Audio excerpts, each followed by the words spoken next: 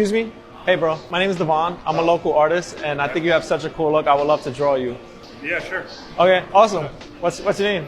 Brad. Alright, so what's your name and what's your biggest dream in life? My name is Brad Stoll. Biggest dream in life is to be a working actor. In acting? Yeah. Oh, sick. When did you know that you wanted to start acting? Probably when I was a kid, you know? Like, I think it was my mom pushed me to be in the play and I waited too long, so they made me the prop manager. One day they're like, we don't have anyone to play a gorilla. I was in the back of the room and I was like, I'll do it. And it was actually the first time I ever been on stage in front of a crowd, and I was like the biggest steal of the show. I made everyone laugh. What was the feeling that you got when you made everybody laugh? Like, how did that change your life? Did you feel like that feeling like, you know, you always wanted to chase that again? Yeah, it's kind of like a weird high that like I don't think anything can be replicated, and I think that to be able to give that to other people, it's a real gift, you know? You ever do stand-up? Yeah, no, I've been doing stand-up for over 8 years. I started in New York. I was taking a acting intensive in the city, and it was the first time ever that somebody told me I wasn't a good actor. It was my acting teacher. My teacher pulled me aside and he's like, well, maybe you should consider getting a day job. Yeah. And everyone else, he was like, oh, you should join the program, you should join the program.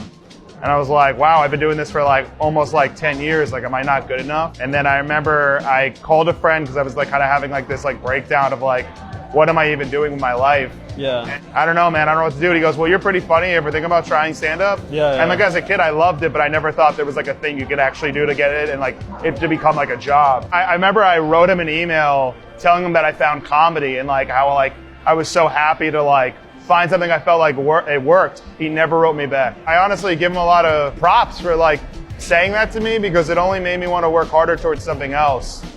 Wow. And in my first year of comedy, I called one of my best friends, and he was also a comic, and I was like, hey, I want to go back to my high school theater and rent it out and headline.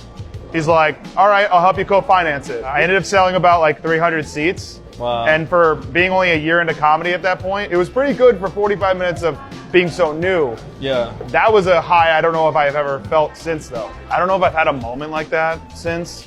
And you know, like when you get that high, that first big laugh, like on a stage, whether it's on theater or like in comedy, it's something that you just feel like, I gotta up it. I gotta go bigger. I gotta do something bigger than that. If you could give advice to your 18-year-old self, what would it be? I don't know why I got so emotional thinking about that. Yeah. You're gonna be able to do it. Is there a common misunderstanding about your profession? That we have to be funny all the time. Like I feel like I'm sitting here like giving this interview to you and I'm like, I don't really been funny more than like maybe 1 second of this interview. I'm sorry? No. All right.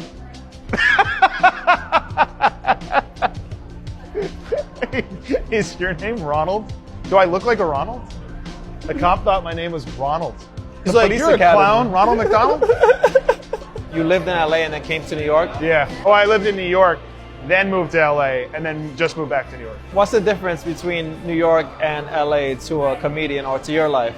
The water.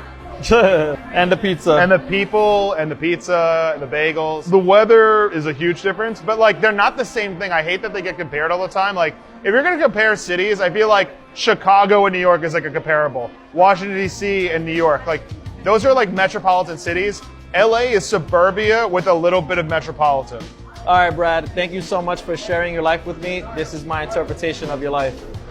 I told you, man, you had such a cool look. Thank you so much. Thank you. This is beautiful, man. Thank you, man. This is crazy. Good luck on your next comedy show. Wild, go to his comedy shows. Please follow him and go to his comedy shows. Wow, we need to get him on that high.